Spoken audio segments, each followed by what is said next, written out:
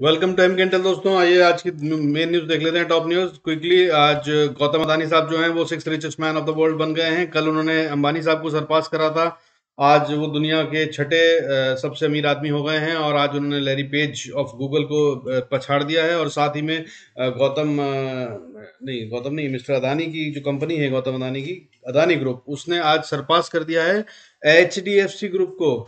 H D F C group was the largest and the biggest conglomerate of the India, जिसको surpass करके अब अंबानी साहब number one हो गए। आइए देख लेते हैं आज जो है एफ आई एस ने सेल ऑफ करा है फट से 5,000 करोड़ का सेल ऑफ कर दिया आज उन्होंने। अब जो मतलब अप्रैल के महीने में उन्होंने टोटल में अभी तक बाइंग में बैठे थे, 3 साढ़े 3 हजार करोड़ की बाइंग करी थी थोड़ा थोड़ा करके, वो सारी खत्म हो गई है। आज इन्होंने सेल ऑफ करा है 5,009 करोड़ का। और उसके अगेंस्ट में डी आई एस ने जो है जो वो बाइंग करी है 1,774 करोड़ की, और 1,774 करोड़ की। और उसके साथ अब अप्रैल का जो मंथ है वो टोटल में एफ आई एच की नेगेटिव सेलिंग के साथ टोटल हो गया 3,852 करोड़ की सेलिंग। और जो डी आई एस की बाइंग है वो हो गई है अप्रैल की 3,994 करोड़ की। इसी के साथ साल का जो बाइंग हुआ है एफ आई एच की डी आई एस की तरफ से, वो है 1,09,903.32 करोड़।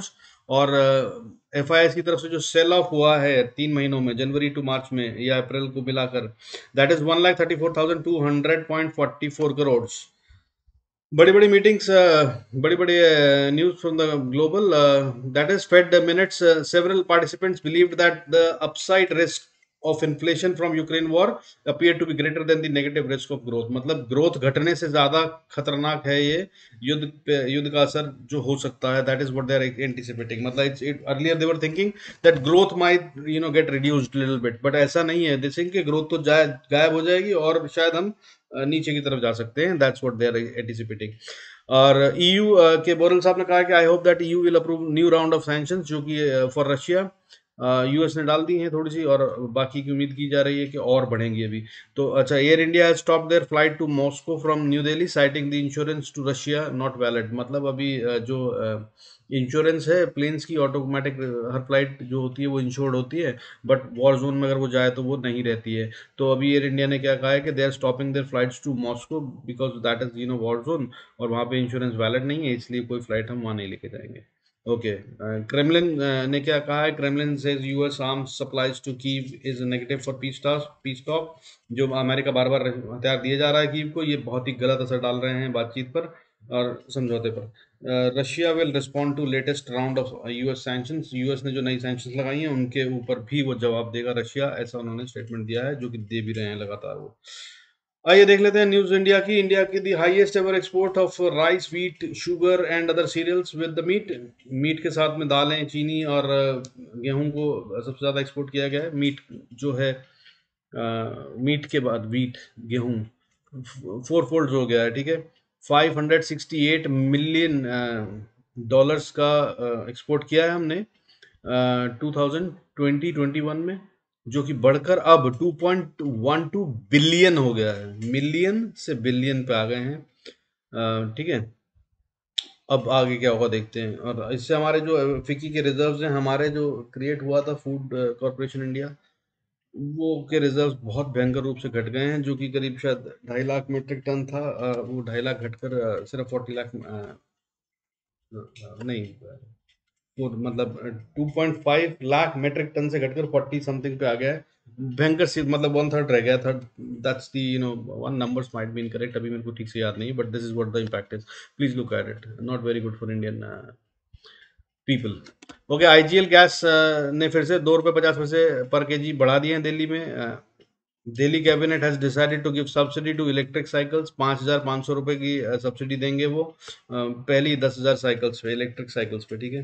तो Jet Airways says that they might see a first flight by October 2022, मतलब वापस से ऑपरेशनल हो जाएगा 2022 अक्टूबर तक।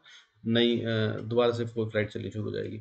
फर्दर आज इनको मिस्टर विजय जो हैं, इनके जेट एयरवेज के जो फाउंडर हैं, उनको काफ़ी अच्छा रिलीफ मिला है from the court, saying that के उनको गिरफ्तार नहीं किया जा सकता जब तक कि ये सुनवाई पूरी नहीं हो जाती। और फिलहाल नेक्स्ट सुनवाई जो है वो मई में है, वरना वो बेचारे बहुत परेशान थे, बार बार गिरफ्तारी का खतरा था, ठीक है। तो अभी नाउ ही सेव।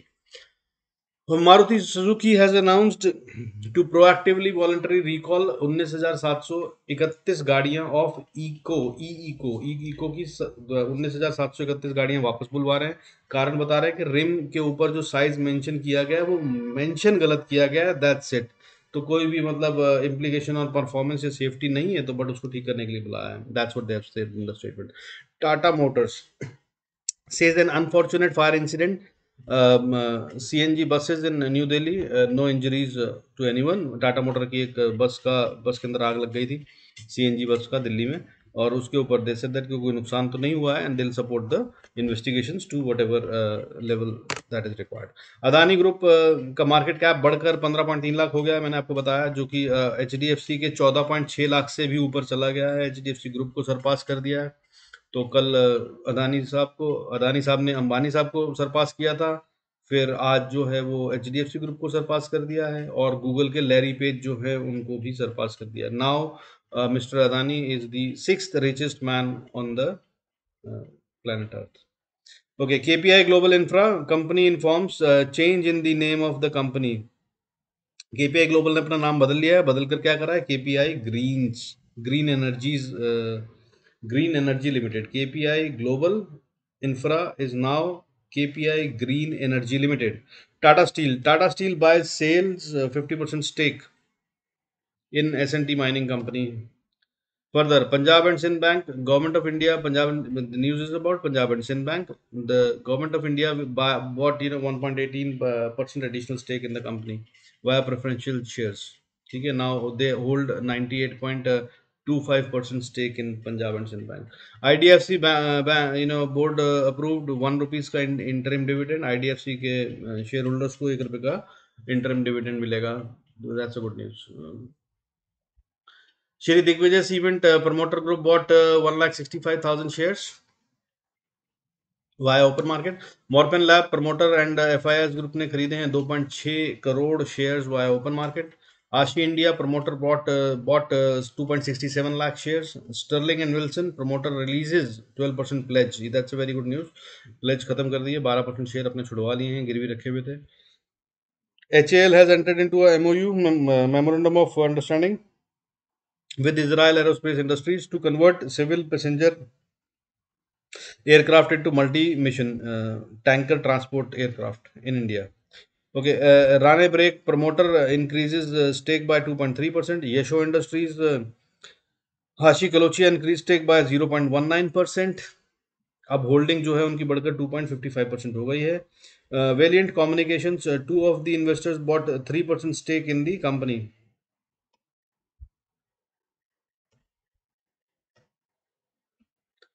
कल मैंने शेयर बताए थे आपको एसपीएल, उसमें से पहला शेयर था एसपीएल, जिसको मैंने कहा था 394 पे खरीद लीजिए, और टारगेट 405 का दिया था। अभी 405 का टारगेट नहीं आया है। हाई इसने मारा 397.45 का। और सेंटर कॉम, जिसको मैंने कहा था कि 94.90 पे खरीदिए, पहला टारगेट 96, दूसरा टारगेट 98, तो उसमें पहला टारगेट अचीव हो गया 96। होपफुली आज दूसरा टारगेट भी अचीव हो जाएगा। Please go through the disclaimer before we jump. We move on to Bank Nifty analysis. Let's quickly please pause the video and read the disclaimer. Okay. So what happened in the Nifty? थोड़ा सा week दिख रहा है, gap को fill करना था, नीचे fill कर दिया है उसने आज। और अगर बात करें कि लेवल्स क्या हैं, तो लेवल्स देख लेते हैं quickly without wasting any time. Gap इसने जो फिल करना था, जिसको मैं कह रहा था कि जरूर होगा ही होगा, ये तो होना ही होता है, तो वो हो गया है पहले वाला। अभी दूसरा गैप जो है वो नीचे का है, जो कि 17,400 से 350 के बीच में है। इसके बारे में क्या करेगा और कब करेगा वो देखते हैं। अभी फिलहाल जो है निफ्टी नीचे दिख रहा है रेड में, और मूवमेंट जो दिख रहा है कि अभी फिलहाल थोड़ा नेगेटिव रह सकता है। और बाइंग जिस तरह से आ रही है डीआईएस की, लग रहा है कि हो सकता है ये वापसी मारे।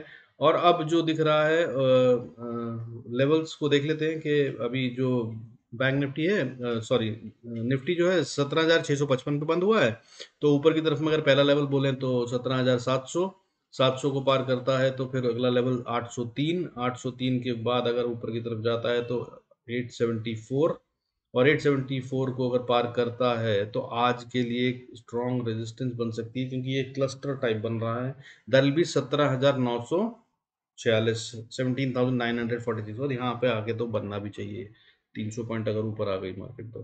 चलिए ठीक है, तो इसके बाद नीचे के लेवल्स देख लेते हैं। नीचे अगर जाती है तो नीचे के लेवल जो होंगे वो पहला लेवल होगा 17,500, 480 से 500 मान लीजिए, या सॉरी 480 से 460 मान लीजिए नीचे की तरफ में। तो 480 से 460 का पहला लेवल है नीचे, 200 पॉइंट नीचे की बात कर रहे हैं हम। और उसको अगर तोड़ देता है, हालांकि यहाँ से काफ़ी चांसेस हैं कि मार्केट बाउंस करेगी, ठीक है, ये बहुत अच्छी सपोर्ट है, एक बार में नहीं टूटनी चाहिए। पहले बहुत समय इसने अब गुजारा है, लगभग 3 दिन। तो यहाँ पे अगर आती है 17,460 पे, तो ये शुड बाउंस बैक, ठीक है। और नहीं करती है तो फिर नीचे के लेवल जो हैं वो तो आप देख लीजिए कि 17,400, 17,400 के बाद 17,200, 17,350 जो मैंने बताया है गैप फिल करने के लिए यहाँ पे आएगी। 17,350 के बाद फिर एक और स्ट्रॉन्ग सपोर्ट आती है 17,300 पे।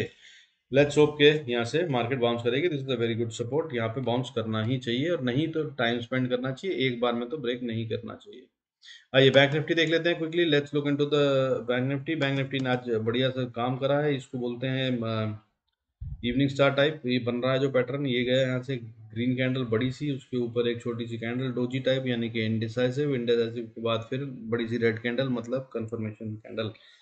तो वीक दिख रहा है, situation is not very good. बाकी आरबीआई की पॉलिसी है, उससे क्या स्थिति होती है और क्या इम्प्रूवमेंट या बैड आता है, देखते हैं, वो बताएगा कि मार्केट को किस तरफ जाना है। उससे पहले जब तक आरबीआई की पॉलिसी नहीं आ जाती, market probably will remain in a range, और वो रेंज होगी 37,300 से लेकर 37,700, ठीक है, 37,700 से 300 के बीच में रेंज में रहेगी मार्केट, जब तक कि आरबीआई पॉलिसी नहीं आती। उसके बाद जिस तरफ ब्रेकआउट दे उस तरफ का ट्रेड ले लीजिएगा, ठीक है।